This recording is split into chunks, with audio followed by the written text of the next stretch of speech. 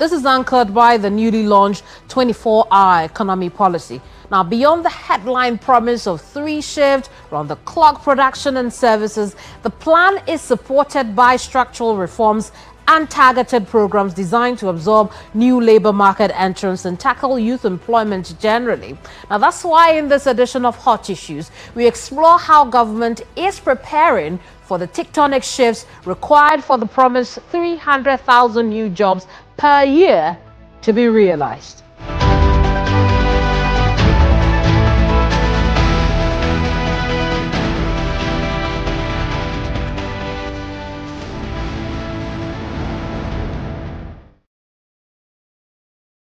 In this edition, we delve into lifelong challenges governments have faced, such as matching public sector productivity with wages, managing the wage bill, which has been identified as a drain on the national purse.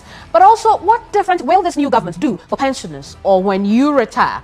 I am Keminni Amanor, and in this edition, I pay a visit to the office of the Minister for Labour, Jobs and Employment, Dr. Abdul Rashid Hassan Pelkwo, with one aim: to get you answers to these questions. Honorable, you're welcome to Hot Issues. Thank you very much. The 24-hour economy was launched fairly recently, and for 72% of Ghanaians, according to latest data, they believe that that is the pathway to creating jobs. Your own government has set an ambitious 1.7 million jobs, new jobs really, over the 4 years of its implementation. How did you come by that number? Well, we have come to this point after realizing the new economic activities that will take place, the infrastructure that we are going to put in place, the agriculture transformation that will take place, the job training skills we are going to pass on, and a lot of other things we are going to do is going to also challenge businesses and organizations to increase their labor requirements. If you combine all these things, you will get to the point when we can get to that point. We could even pass it. Remember our big push. Remember the commitments we are going to make on it. Remember the fact that if we want increased police services, we have to employ more police. If we maybe security service, we have to increase the number of police, security people. If we want to get involved in training people, not just to sit down, train them, equip them, get them into the market. These are all levels of commitment that can increase jobs in the country. I see. So, I mean, what types of jobs would you say will be created over the 4-year period? Are we looking at permanent jobs, temporary jobs, skilled workers? What are we looking at? Yeah, if government is increasing its capacity to manage security and they are increasing the number of security people, would say that is permanent jobs. If we are embarking on a bigger situation of increasing our infrastructure development, and we need some workers to be in it. We need more engineers. We need more skilled labor. We need lots of other people who are going to get involved. And the job is not going to just be a one-day wonder. For example, if we are constructing a road, asphalt road from Tamale, so from Tashiman, right up to the Burkina Faso border, Hamele, it will require lots of commitments, you know. So there are some that will come as a result of the jobs we are doing, the investment we are doing. That can change into permanent job with time. There are jobs, there are types that will put you into a job situation which you can run for life. For example, if we train you and equip you with skills to do a particular kind of service, provided a particular type of service, that is going to be a lifelong engagement. So even with those that appear not to be permanent in nature, the increasing skill requirement, training, capacity building in those areas can lead you into a permanent situation of jobs. So it's a combination of both. I mean, if the government is able to create at least 1.7 million jobs over the 4 years, we are holding everything else constant, then we'll say that we would have eradicated to a very large extent joblessness in this country. For the opposition NPP, these jobs you are promising are fairy tales. Well, because they have run through a fairy tale kind of life before, they think it's the kind of thing we are doing. No, this one is a real committed response to the challenge we are facing today. It's not going to be a fairy tale. Lots of countries are also approaching us for jobs abroad. We are responding to them. We are not going to take all our young people out of the country. We are going to give opportunity for those who want to do it, work outside. But I can tell you, the 24-hour economy is not going to provide jobs that can be described as fairy tales. We are determined and we are making it. It's not going to be something to be overlooked by the fact that it's just a pronouncement. You know, we've presently we've done enough of we've done enough of estimations and we've gone through a number of scenarios to the point that we know that once we launch and we are moving, we are not going to stop anywhere. It is about rebuilding this economy. It's about resetting the mind of people. It's about telling people that, look, the jobs you are doing, it's not just for you to earn money, but for you to leave something for the future. In the past and in the near past, the impression in being in government and doing a job was to make as much money as possible. Not related, not regard the impression about the fact that it will have a consequence on the nature of the economy and the nature of the generation we are following was not part of the thinking. We want to now for people to think that when you are working for not just yourself, but a future you are not necessarily going to inherit. Somebody else is going to inherit. It is what makes you what it is. You go to Europe, you see the 9 streets, you see all the good things, and you praise them. They give you the opportunity to come and work here. You are gathering the money and putting it somewhere. Now, after you are no longer in government, what are you going to do with that plenty money? And so we now want people to commit themselves into working for the country and making sure in doing so, they know that they are contributing to a national development in a specific manner. I mean, a key pillar of the 24-hour economy policy is our ability to change the work shift system from what we have today, an 8-hour to 8-hour times 3, so that we work the entire cycle of the day or evening, however you look at it, right? What is the state of the amendment to the Employment Act or the Labor Bill? Well, we are trying to look at it. We've been looking at it. It's gone very far. But there's a small debate about it. You know, we've had a number of meetings concerning the amendment of the act to reflect the 24-hour economy. But the lawyers, you know, they are at cross purposes as to whether there's a need to change anything at all. If you say people would work for 8 hours, you are not saying that 24 hours doesn't mean that one person must work for 24 hours. So if 8 hours is the minimum number of years, the maximum number of hours one works, and then you have an opportunity to add another 8 hours, it must be somebody else doing it. That is the concept, not the same person doing it. So you don't need to put in the budget, in the law that 24 hours, not by one person, but by 3 people. It may not be necessary. Right, so are you saying the only thing holding the laying of the bill in Parliament is the determination of whether or not one person will be working that 24 hours or 3 different people will be working the 24 hours? No, not at all. So then what is the hold-up? Why hasn't it gone to Parliament? No, to do a law, you have to go through processes. Okay. We are in the process, giving it to give it to the Attorney General, who will then look at it, then it will go to Cabinet, Cabinet will pass it, and it will go to Parliament. So that process is going on. So eventually, when all the processes are done, but I just told you about, when you asked about the 24-hour economy, That's whether correct. that is going to be affected. I gave you the impression, the debates as to how to amend that portion, which is not a big deal at all.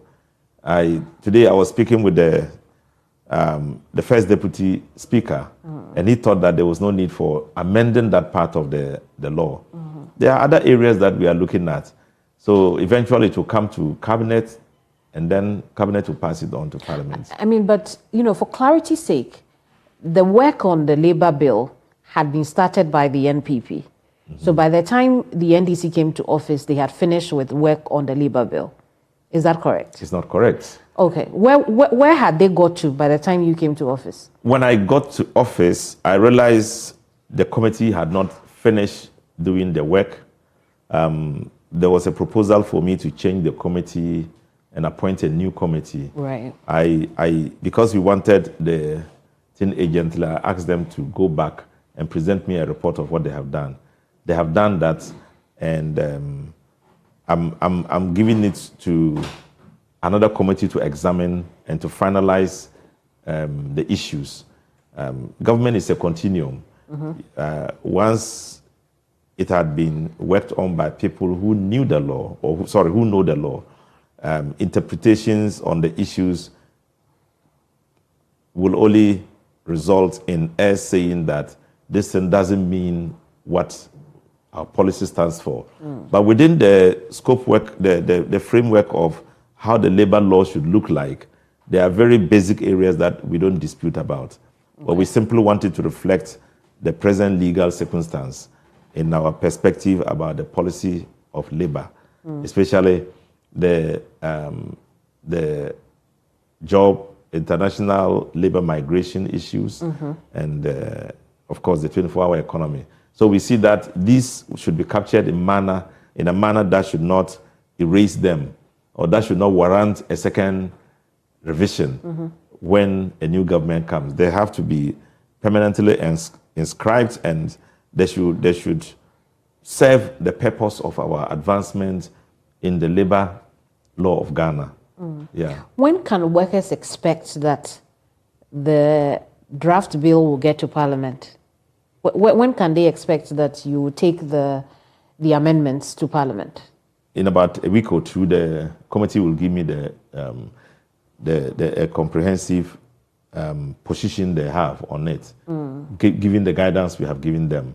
Okay. After which, Attorney General, which he had already looked at parts of it, so we are going to send it back to him to have a look, and then it will go to cabinet. Cabinet will determine when it will go to Parliament. I see. But, on the subject of the timing, where do you stand as Labour Minister? Should we really amend the labor, the labor laws to include the 24-hour timing? What are your personal thoughts on that? Yeah, I think that we would need to ensure that we don't give an impression that 24-hour economy means working for 24 hours, which can be misinterpreted by, some employers who want to exploit the people to their disadvantage. So it has to be very specific as to when we mention anything about 24-hour economy, and the law is not equal to definition of real policy action.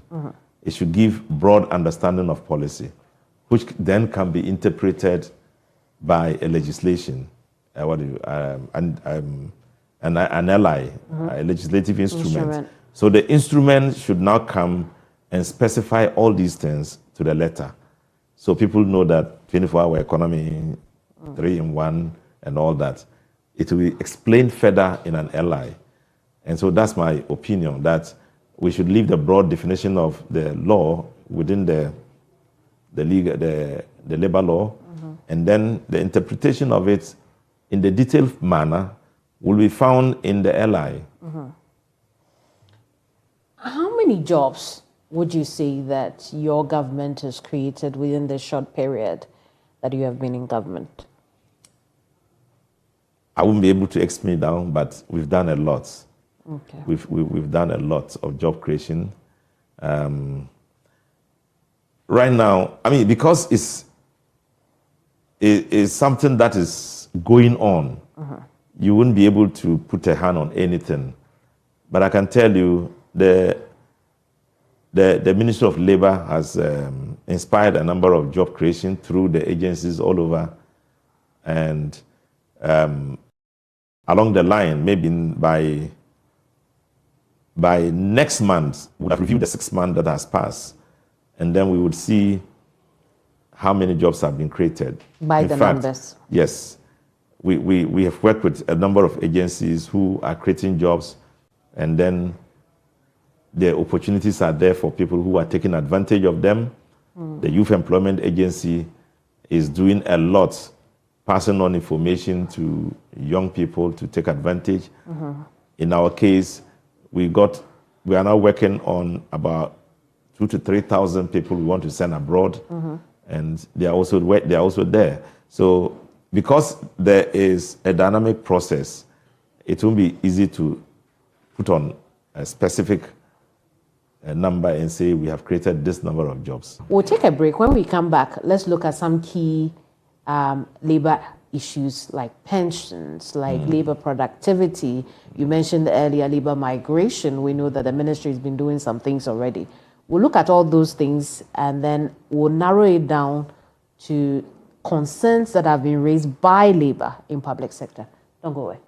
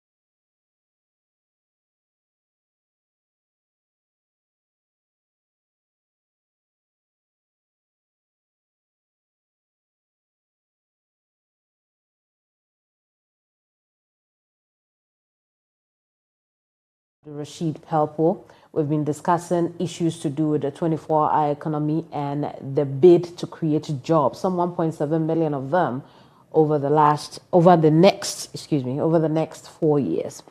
Let's get into some key labor issues now. And Honorable, thank you so much for your patience and sitting with us in this edition. The first one I want us to look at is pensions. And I want to take you back to some of the issues around pensions that we've had, particularly in the last administration. But let's start off soft, right? When people retire, the general concern is that my retirement payout is never enough. Why do you think that is the case? Well, I think it depends largely on the jobs you were doing, how much you were paying for your pension or your Senate contribution, Social Security contribution, and how much you are involved in the 3 pension schemes. Yeah. And if you earn a small salary, the likelihood that you are going to contribute very little to your own security. And so when you retire, the benefits you are going to get will reflect your contribution. So it's largely because of how much you spend in it. It also depends on how much the investment by the Senate contribution, how much you earn out of the investment that is made. Normally, when you pay and the money is accumulated at pension, fund managers will manage it. There will be administrators to administer it. In the end, those monies that have been invested by the fund managers will yield something. So the bigger it is, the easier it is to get comfortable. Yes, to make people get comfortable with their earnings. I see. But you see, some have also said, and I don't want to get into the economics of it, but some have also said that the reason for a lot of people prior to the changes to the pension law could not get a lot of money from SNIT is because SNIT did not invest those monies properly.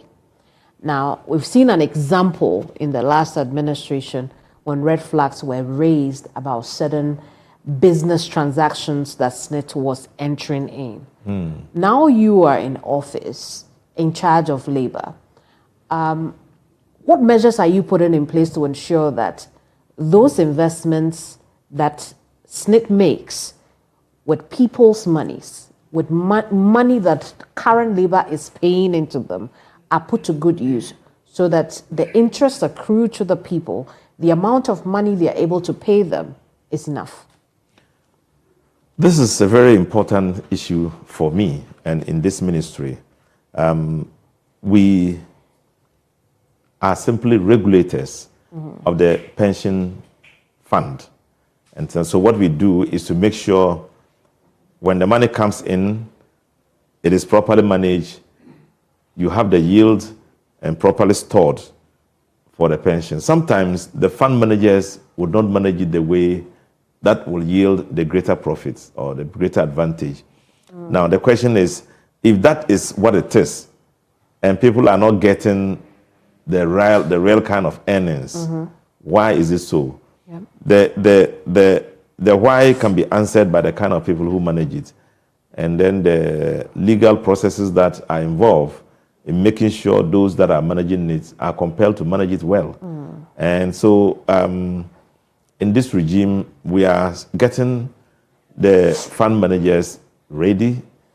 We have gotten some of them already aware that they are the ones chosen to manage the fund. In the end, we'll look at the immediate past management and see how much had been spent and how much resources are coming in. An assessment is going on with all that, and we see whether there are issues we want to reform. The president is eager to do a reform in the pension funds in manners that can make it yield better. And so it's part of the overall approach to the regulatory framework that we are putting in place. Can you then assure the Ghanaian worker that by the time they retire, and perhaps not even just the Ghanaian worker, but also those who have given their lives to this country and are now on retirement, can you assure the public that their pensions will be better going forward right now? I don't know what it means by better, because as I said in the first place, if you don't contribute much, you can't earn much. But their pension can be secured, making sure that when they retire, they will be getting the appropriate amount they should get. Yes, they will get that. We can assure them that there won't be shortage of funds and that they will be paid according to their contributions. There is a complaint that the possibility is that Senate contributions may not be adequate enough to pay workers. I have tried to, challenge Senate on this. They have given me the assurance that they can do it. The last moment I invited all the agencies to come here, there was Senate representatives also here. And this accusation was brought forward that there's a high possibility that within the next decade, Senate might not be able to fulfill its obligations because period of contribution is different from period of expenditure on the contributors. And the expenditure, they believe, with more people retiring, will create a dent on the overall amount of money to be used to pay the pension fund. They have assured us that the more people are living and earning, the more people are coming in to contribute, and that with the stretch in the contribution into the private sector, there will even be more money coming in. And then he was assuring me and everybody who was there that there should be no fear as to whether they'll pay or not, because there will be enough money for everybody. Right now, we've gotten to about 84 billion Ghana cedis and still increasing. And I think that there will be enough funding for I believe in what he said, that there will be enough funding to meet the requirements. So workers can be rest assured that there will not be fruitless transactions. Yes. From SNIT using their contributions. Of course, yes, I believe so. I see. Let's look at the issue of labor productivity. Over the last 2 decades or so, our biggest problem, we are told, is our ballooning wage bill. The NPP has complained, the NDC has complained. Each of these parties have also had their turn in office. But I don't think much has been done about the wage bill. The NDC now has an opportunity to do something about it. What is your ministry's role in ensuring that we are able to nip the wage bill to a point where we can handle? Well, it's important. The wage bill of public service workers has a direct influence on the amount of money available for development. With the present 10% increase, which people thought was small, after considering it, the Ministry of Finance will still have to look for, apart from everything we spend on them within this budget, we'll have to look for an amount of 4 billion Ghana cedis to add to the wage bill to pay to the less than 1 million workers. Million people. You have less than 1 million people having a very huge influence on the total amount of money we earn every year.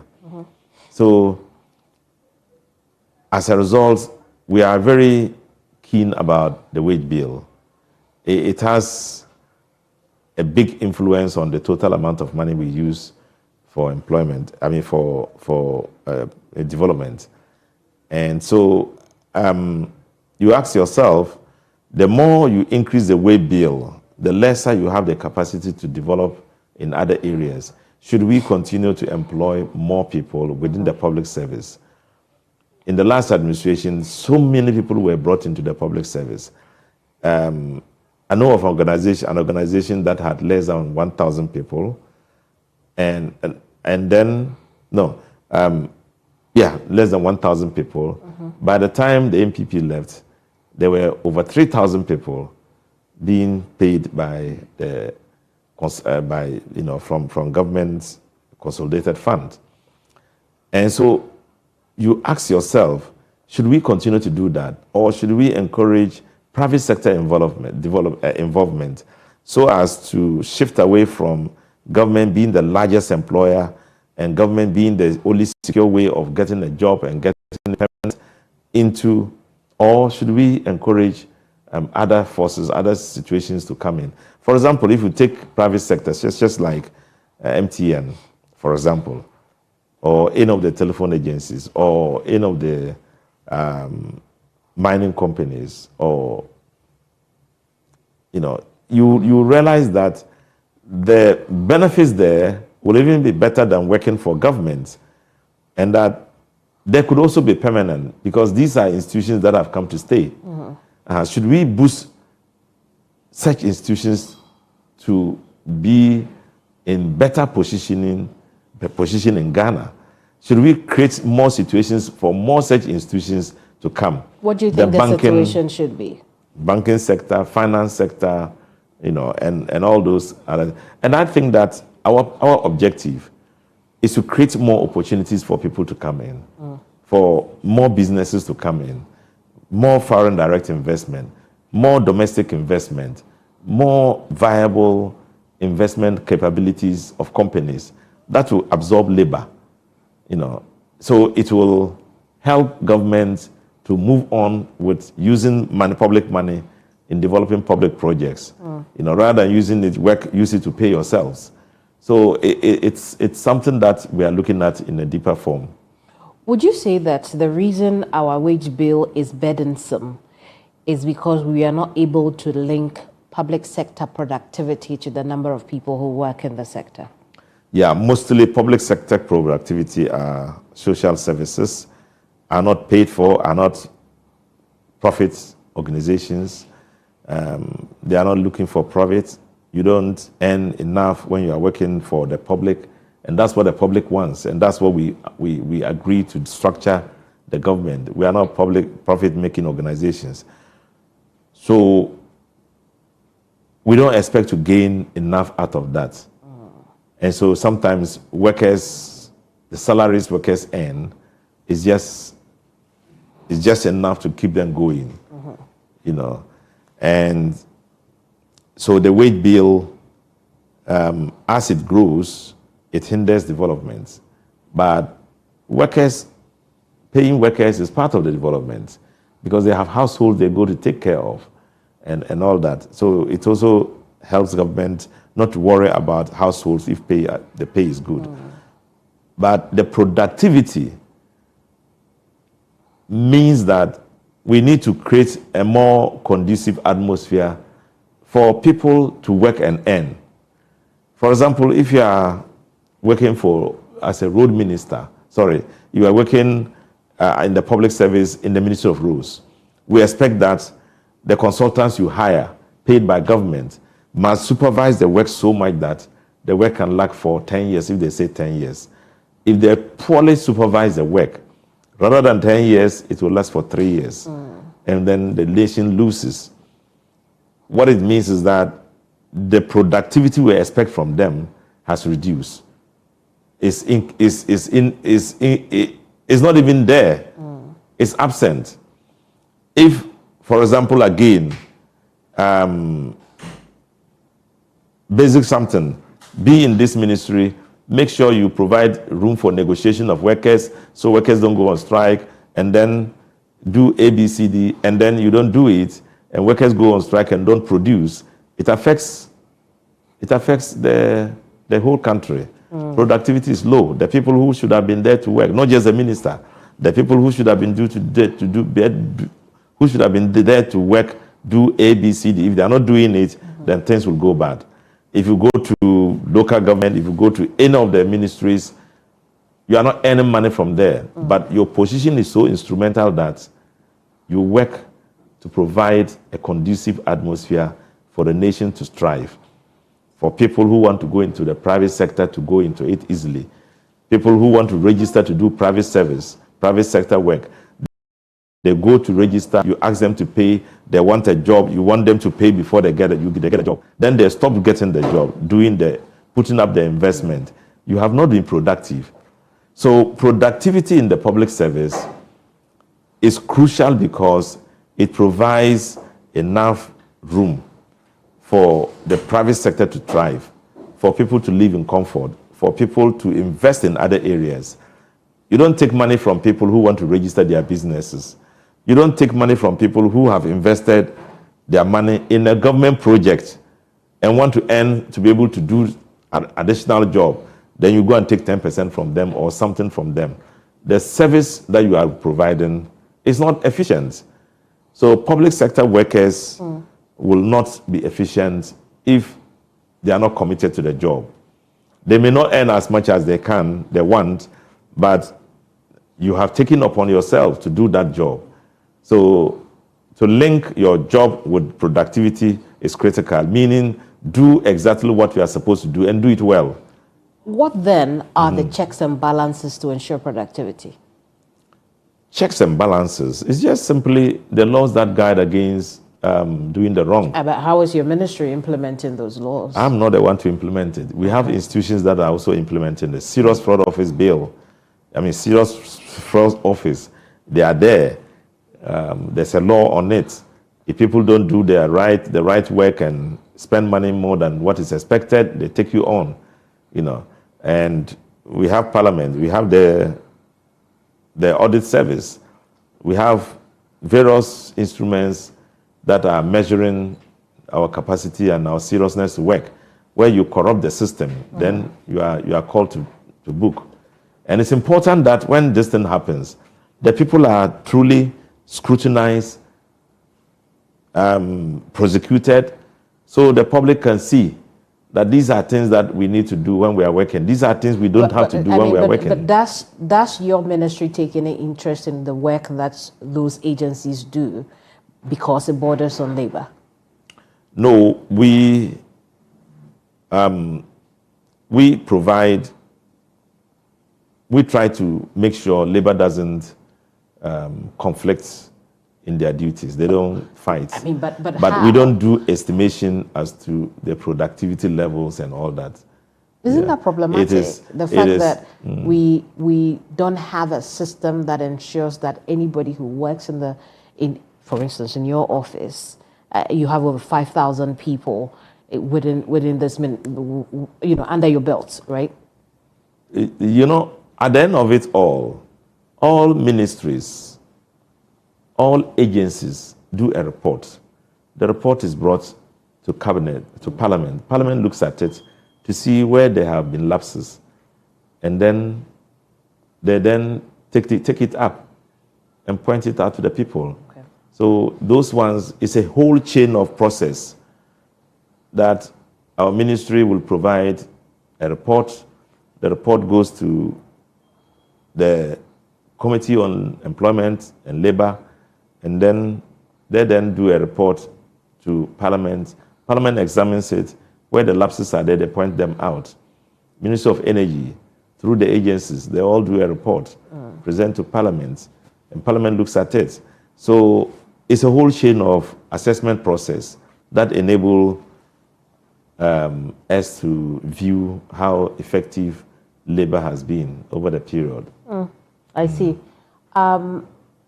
Let's put productivity aside, because you say there is a whole system that needs to be checked.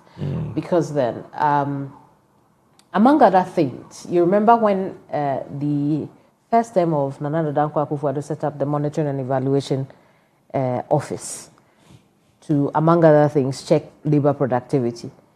Your system is relying on already existing system that we could say has failed the Ghanaian people, because we continue to complain about labor productivity. Would that work? Would it cause any difference, do you think? There's no situation you will not complain about labor productivity. Every single time, labor will not reach the maximum 100% productivity. There will always be some shortages.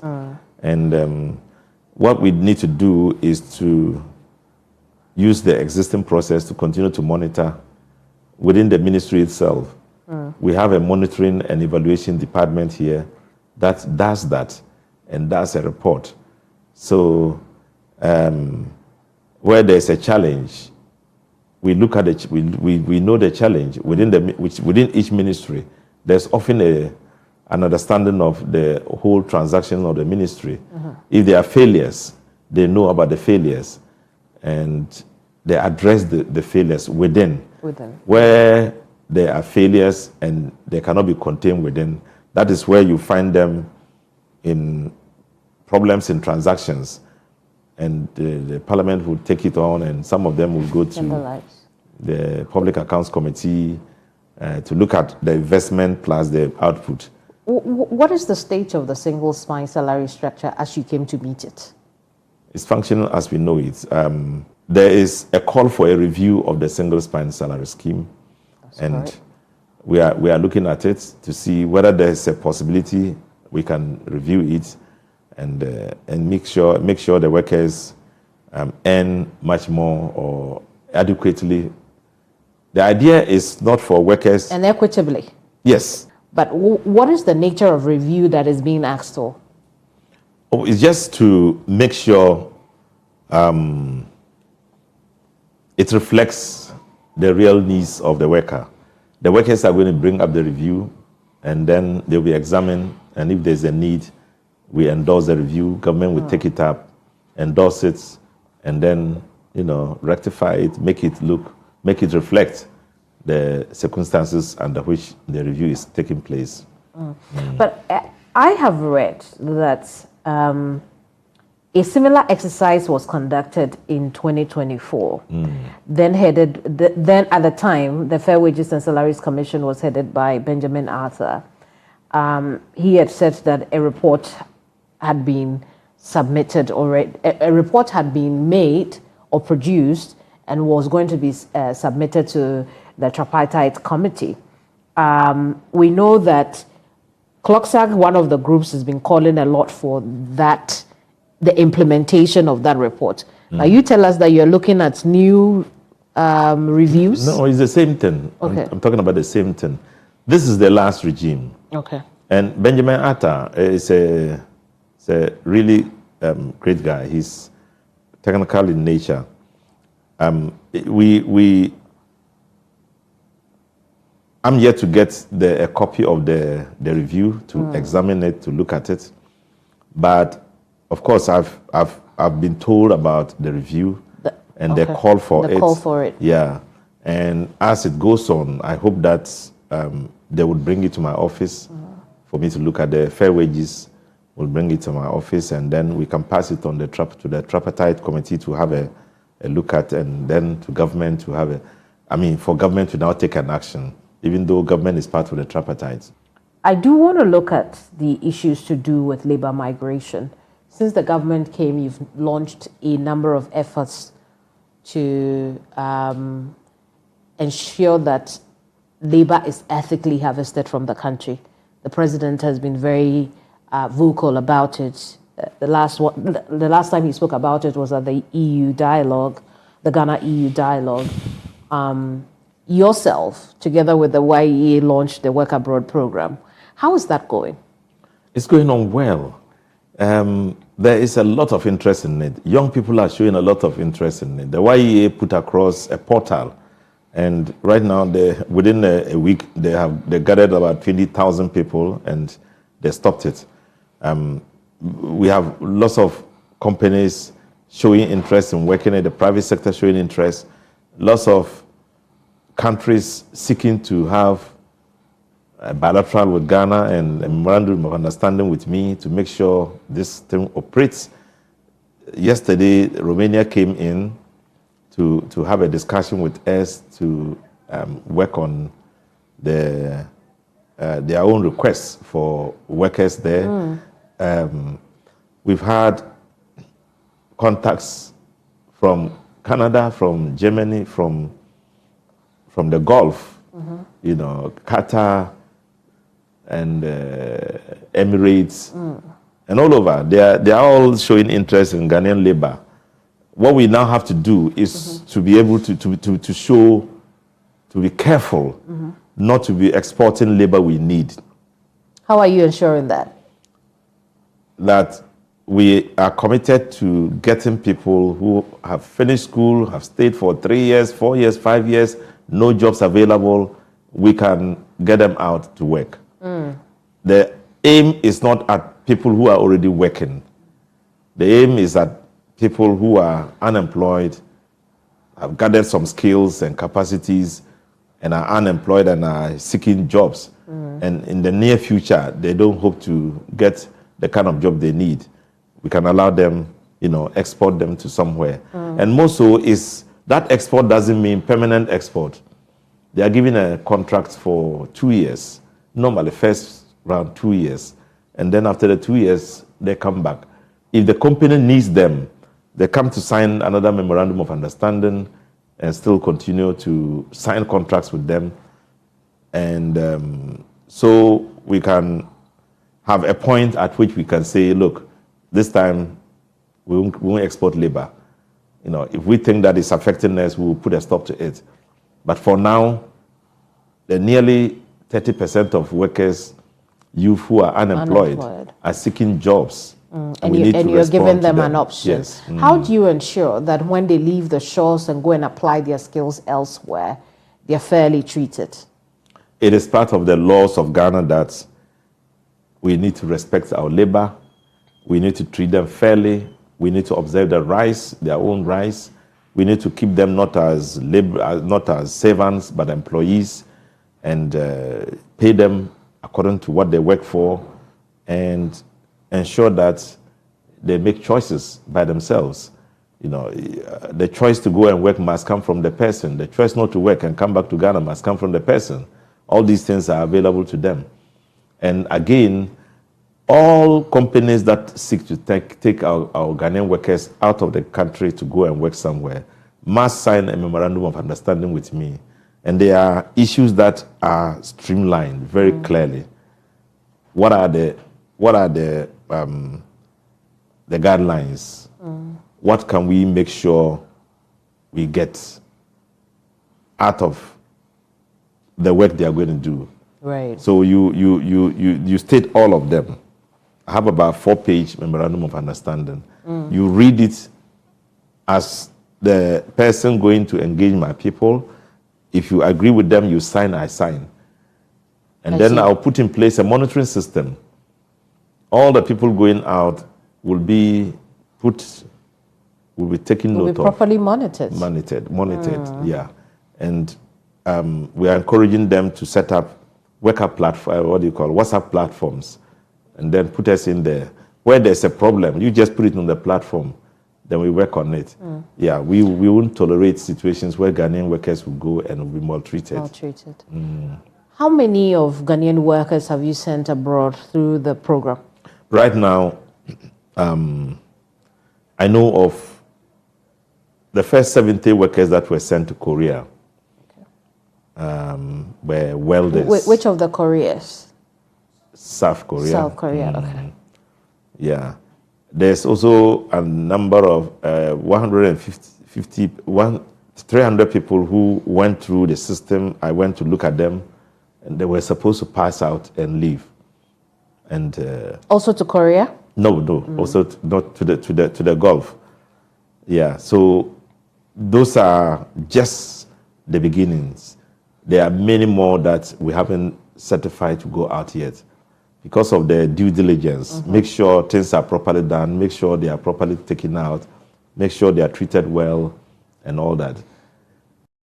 What assurances can you give young people watching us that, look, we are not just reserving this for NDC grassroots, but for every Ghanaian? That's why we open the portals. You don't know who is applying. Everybody applies, and if you are qualified, they pick you. They don't question where you come from, what is your party background, or all that. So the first 120 were picked from the portals. So it's not going to be people of Ghana, young people of Ghana. It is not about party now. It's about you, the young person. When we open the portal for you to apply. You don't need to state your party background. Just state who you are, your qualification, and the needed information. And if they pick you, they pick you.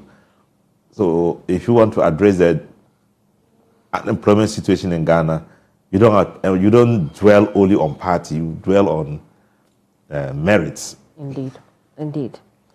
While we are talking about labor that we take abroad, there is also a very large concern about foreign businesses in this country and how they treat Ghanaian labor. Yes.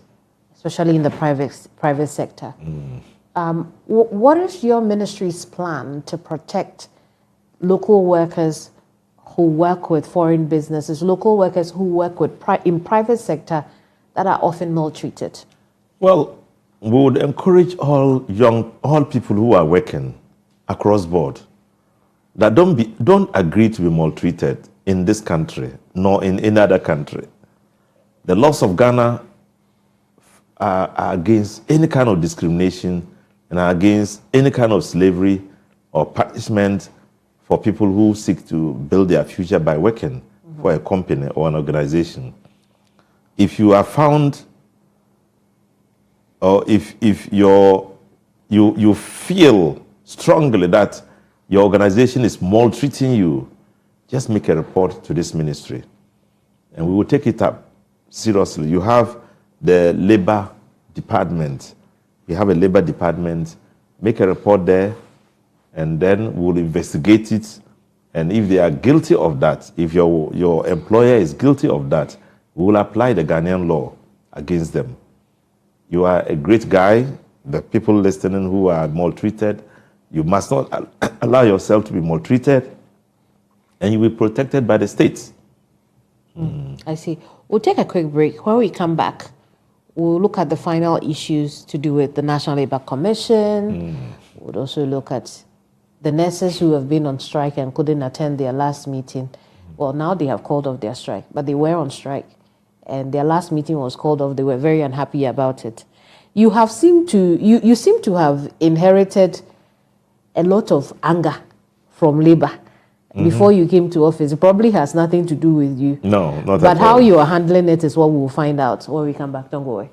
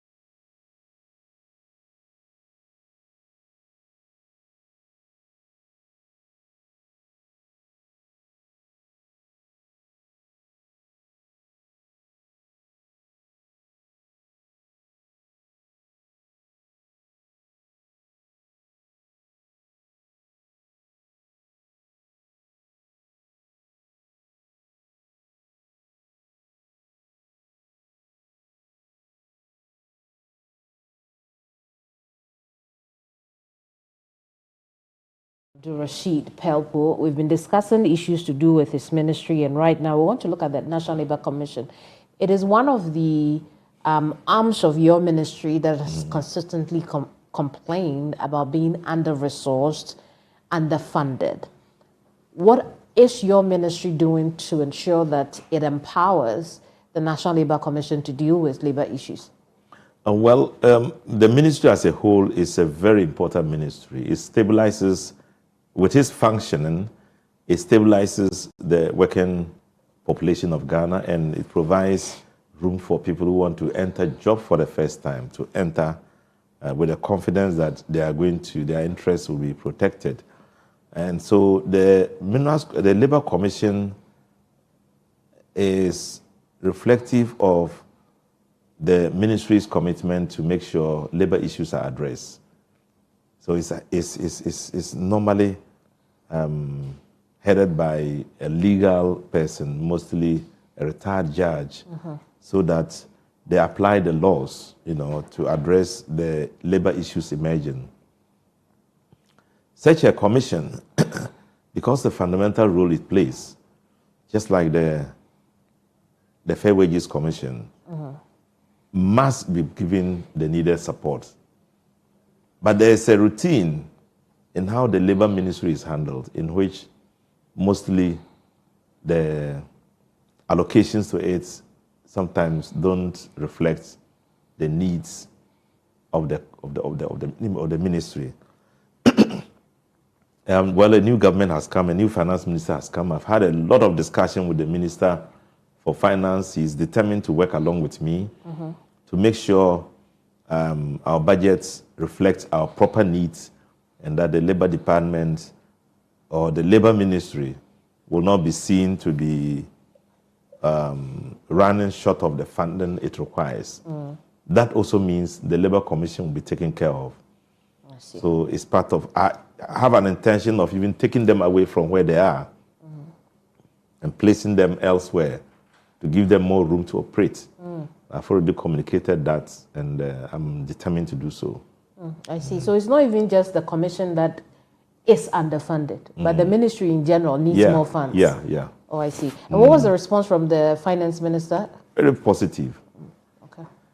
He thinks so too. He thinks that we need to have a labour ministry that is very functioning, capable, and reflecting the circumstances we find ourselves, so that it can address the many challenges it's posed by labor disturbances.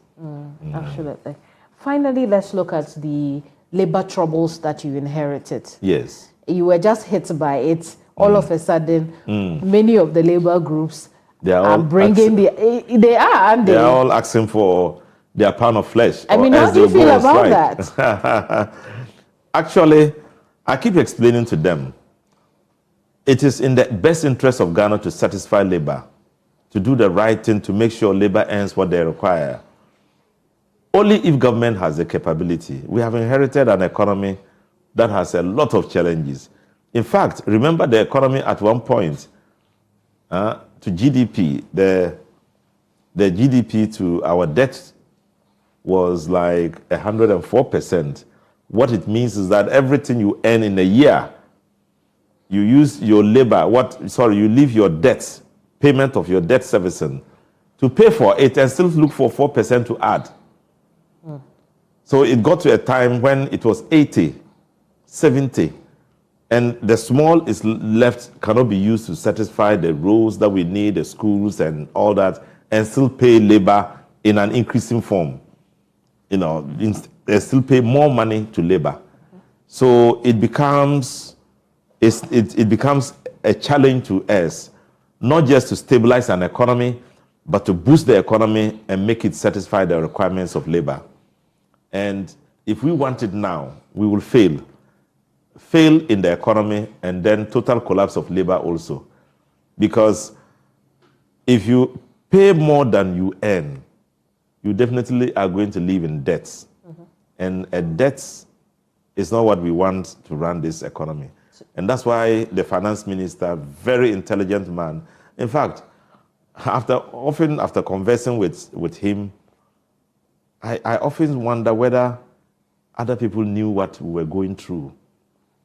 He brings it down, he makes you understand the situation, and then compare it to what you want and see whether you still insist in wanting it.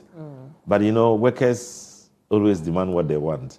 You should do whatever, they don't care what it is. It's your job to get the economy right. We want what we want. But I keep telling them, I also understand you, but let's give ourselves just a short break of this 9 months. The budget, the temporary budget was done for 3 months. The new one came after that. So we had 9 months to run. 9 months to run an economy, 9 months to gain profit out of it, or let me say, to get surpluses out of it, 9 months to satisfy everything, 9 months to rebuild our schools and get the furniture in, do the roads they have neglected for long and all that, and then still pay labor.